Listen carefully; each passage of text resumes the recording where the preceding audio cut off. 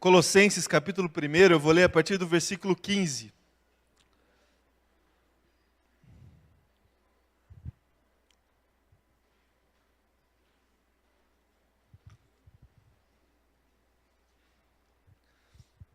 Todos encontraram aí?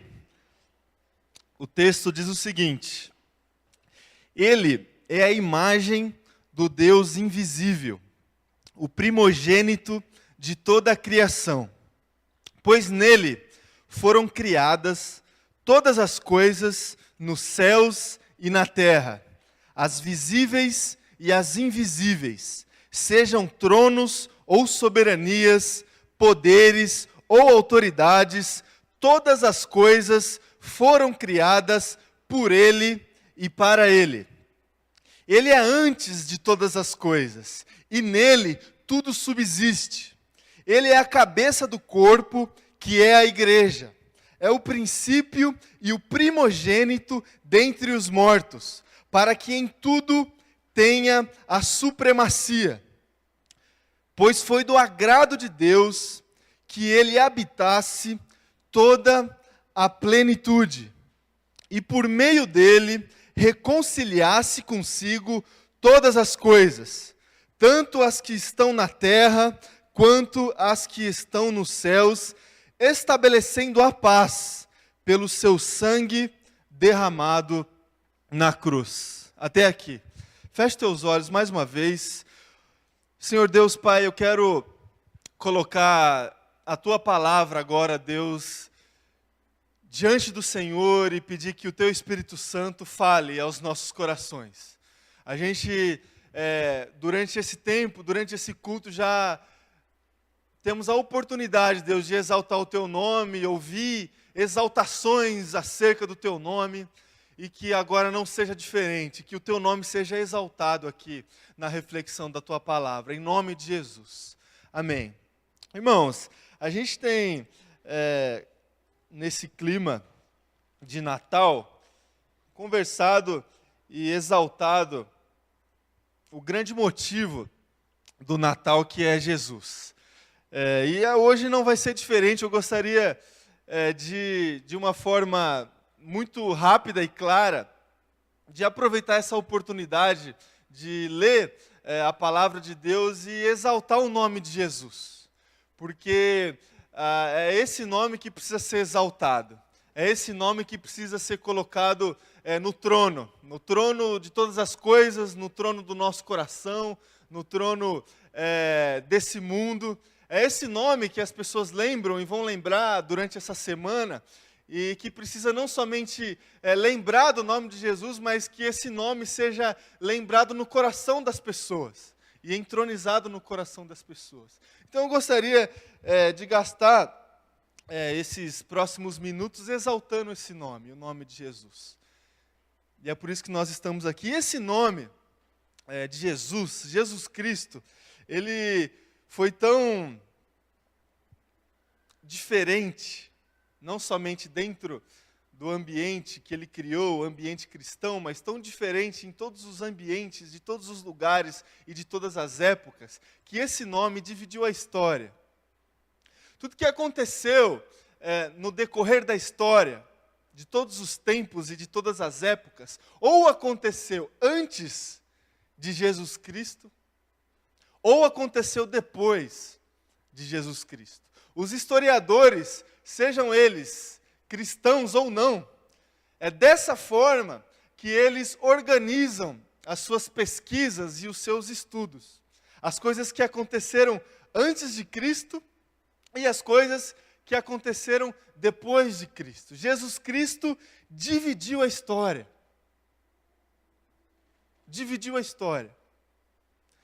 Em algumas passagens bíblicas, e inclusive essa passagem que a gente leu, e outras passagens também, a gente percebe o uso da expressão plenitude dos tempos.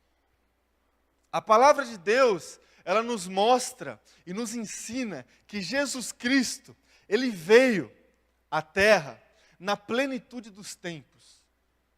O que significa que Jesus Cristo veio, que Jesus Cristo nasceu na plenitude dos tempos? Qual que é o sentido dessa expressão? Qual que é o sentido da expressão e da afirmação que a palavra de Deus faz, que Cristo veio na plenitude dos tempos?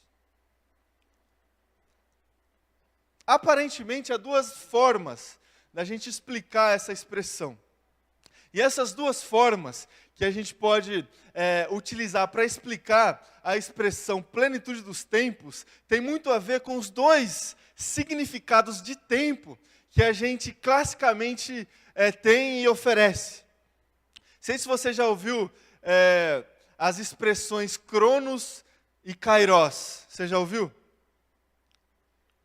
Há o tempo cronos e há o tempo kairos. Eu gostaria de utilizar essas duas expressões que as pessoas utilizam para explicar a expressão tempo, para, de alguma forma, explicar o porquê e qual que é o sentido de Jesus ter vindo na plenitude dos tempos. E eu gostaria de afirmar, em primeiro lugar, que Cristo, ele nasceu na plenitude do cronos. A palavra cronos a expressão cronos é a expressão utilizada para explicar o tempo no seu sentido cronológico. É aquele tempo que a gente consegue contar. É o tempo que está aqui no nosso relógio, que não para. É o segundo que passa, é os 60 segundos que formam um minuto. É esse tempo que a gente consegue contar, que a história se baseia. E Jesus Cristo, ele veio na plenitude do cronos. Se a gente analisar a vinda de Cristo no seu sentido histórico, o nascimento de Jesus teve todo um desenrolar histórico para que o seu nascimento viesse na plenitude do cronos. Cristo veio numa época própria para a propagação da sua mensagem. Em um mundo unificado, politicamente falando, culturalmente falando, através do Império Romano, em um mundo de intercâmbios culturais, intelectuais e comerciais, em um tempo perfeitamente propício para o início do cristianismo. O cristianismo se perpetuou na história. E dessa forma, a gente pode afirmar que Cristo nasceu na plenitude do cronos. Ele nasceu no tempo propício para a sua mensagem ser propagada durante e no decorrer de toda a história. Ele dividiu a história. Ele dividiu o tempo que a gente conta. E o tempo que a gente conta é dividido entre antes de Cristo e depois de Cristo. Jesus Cristo é a plenitude do cronos. E nasceu na plenitude do cronos. E a gente pode afirmar também, irmão e irmã, que Jesus Cristo, ele nasceu na plenitude do kairos. Essa expressão kairos é uma expressão utilizada para definir o tempo, não o tempo que a gente consegue contar, mas o tempo que é uma determinação de Deus, é o tempo de Deus, é o kairos. E nesse sentido, a gente pode afirmar também que Jesus Cristo nasceu na plenitude do kairos, porque a vinda de Jesus Cristo foi uma determinação propícia que nasceu no coração de Deus. Que nasceu no coração de Deus. Cristo é a exata determinação de Deus na história para a existência e subexistência de todas as coisas. O texto que a gente leu, esse texto de Colossenses, capítulo 1, esses versos que aparentemente são versos poéticos, mas que exaltam a Cristo, que exaltam Jesus Cristo, esses versos, eles trazem esse sentimento que Jesus Cristo, ele nasceu na plenitude do tempo de Deus para a minha vida, para a sua vida, para todas as vidas, para todas as coisas. E eu gostaria de olhar para esse trecho da palavra de Deus que a gente leu e tentar trazer algumas afirmações a respeito de Jesus Cristo, que pode encher o nosso coração de esperança, que pode encher o nosso coração de vida, que pode encher o nosso coração de intimidade com Deus, que pode encher o nosso coração de desafio para essa semana do Natal. Gostaria de olhar para cada verso que a gente leu e tentar descobrir quem que é esse Jesus do Natal. Quem que é esse Jesus das promessas que a gente ouviu há alguns domingos atrás, que a gente ouviu aqui, quando foi lido um trecho do profeta Isaías. Quem que é esse Jesus das promessas? Quem que é esse Cristo que esperamos? Quem que é o Cristo que os judeus esperavam na época do seu nascimento? E quem que é o Cristo que a gente espera? Quem que é o Cristo que as pessoas esperam lá fora? Quem que é esse Jesus? Quem que é esse menino que foi dito aqui na ministração? Quem que é esse filho do carpinteiro que nasceu numa manjedoura? Quem que é Jesus Cristo? Esse que dividiu a história, que dividiu o Cronos, que nasceu na plenitude do Cronos. Quem que é Jesus Cristo? Esse que é a exata determinação de Deus na história, que dividiu o Kairos, que é a plenitude do Kairos. Quem que é esse Cristo? E de acordo com o versículo 15 que a gente leu, esse Cristo é o próprio Deus. Ele faz parte da Trindade Santa.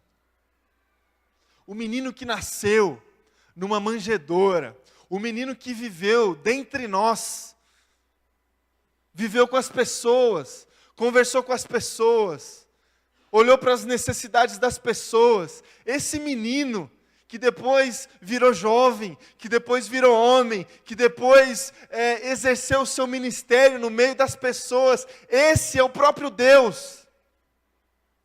Viveu no meio de nós.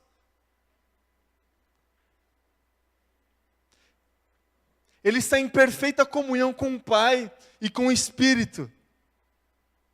Ele existe antes de tudo. Por isso que Ele é Deus. Aquilo que existe depois de alguma coisa ser criada não pode ser considerado Deus. Jesus Cristo é Deus, porque Ele existe antes de tudo. E por isso Ele é Deus. E de acordo com o versículo 16, quem que é esse Cristo? Ele é o Criador de todas as coisas. Na comunhão santa com o Pai e com o Espírito, Jesus Cristo criou todas as coisas.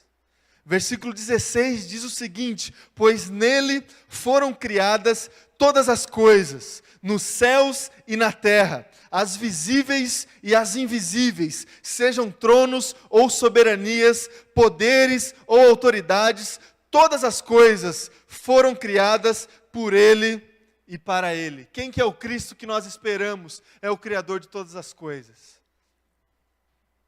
Nisso está a sua soberania. Ele criou e por isso é soberano sobre tudo e sobre todos. Ele me criou, por isso Ele é soberano sobre a minha vida. Ele te criou, por isso Ele é soberano sobre a sua vida. Nós somos criaturas, nós somos filhos de Deus. E toda a soberania e toda a nossa rendição deve ser depositada no altar desse Deus e no altar de Jesus Cristo. E por isso que a gente sempre ora, que a Ele seja dada toda a glória, todo louvor, toda adoração e toda devoção. A gente adora Cristo, a gente adora a presença e a pessoa de Cristo, não somente por aquilo que Ele faz e por aquilo que Ele fez por nós. A gente adora Cristo, a gente adora a pessoa de Cristo, porque Ele é o Criador de todas as coisas. e Ele é o merecedor de toda a adoração. Ele é Deus. A partir do versículo 17, a gente pode afirmar que Ele é o Senhor do tempo e sustenta todas as coisas. O versículo 17 diz o seguinte: Ele é antes de todas as coisas e nele tudo subsiste. Nisso está a sua onisciência. Cristo nasceu e é um personagem histórico. A gente pode estudar Cristo de uma forma histórica, como algumas pessoas estudam. Os seus passos, por onde Ele passou, por onde Ele peregrinou. Mas Cristo é Deus, e Ele é o Senhor do tempo. E nisso subsiste a sua onisciência. Ele conhece as nossas vidas. Ele conhece todos os tempos, todas as vidas, todas as épocas. Ele sabe o que vai acontecer com as nossas vidas no futuro, coisa que a gente não sabe. Ele é o Senhor do tempo. Ele dá e sustenta a vida. A partir do versículo número 18, a gente pode afirmar que Ele é a cabeça da igreja. Versículo 18 diz o seguinte: Ele é a cabeça do corpo, que é a igreja, é o princípio e o primogênito dentre os mortos, para que em tudo tenha a supremacia. Nisso está a sua comunhão. Cristo é o cabeça da igreja. E não da igreja instituição. Cristo é o cabeça da igreja dele, das pessoas que se submeteram à sua soberania, das pessoas que se submeteram à sua onisciência. Cristo é o cabeça da igreja. Somente nele é que somos igreja. O que é a igreja? É onde pessoas se reúnem no nome de Cristo. Uma reunião de pessoas dentro de um lugar pode ser qualquer coisa, mas se não for uma reunião de pessoas que se reúnem em nome de Cristo, não é igreja. Porque Cristo é o cabeça da igreja. Ele é o dono da igreja. A igreja não está submetida a direções humanas, por mais que existam organizações humanas dentro das igrejas, mas o dono da igreja, o dono dessa igreja e o dono de todas as igrejas que se reúnem em nome de Cristo é Jesus Cristo. E de acordo com o versículo de número 19, Jesus Cristo é a plenitude dos tempos. Ele é a plenitude do Cronos, é a plenitude do Kairós, Ele é o Senhor da história. Versículo 19 diz o seguinte: pois foi do agrado de Deus que nele habitasse toda a plenitude. Cristo é o Senhor da história. A gente querendo ou não, a gente se submetendo à sua vontade ou não, a gente acreditando nele ou não, Cristo é o Senhor da história.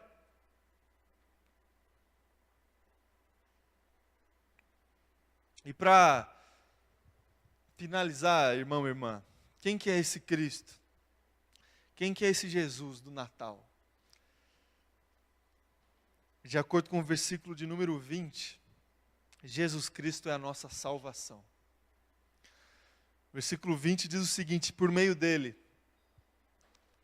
reconciliar-se consigo todas as coisas, tanto as que estão na terra, quanto as que estão nos céus, estabelecendo a paz pelo seu sangue derramado na cruz. Irmão e irmã, o seu nascimento, o nascimento de Jesus é significativo.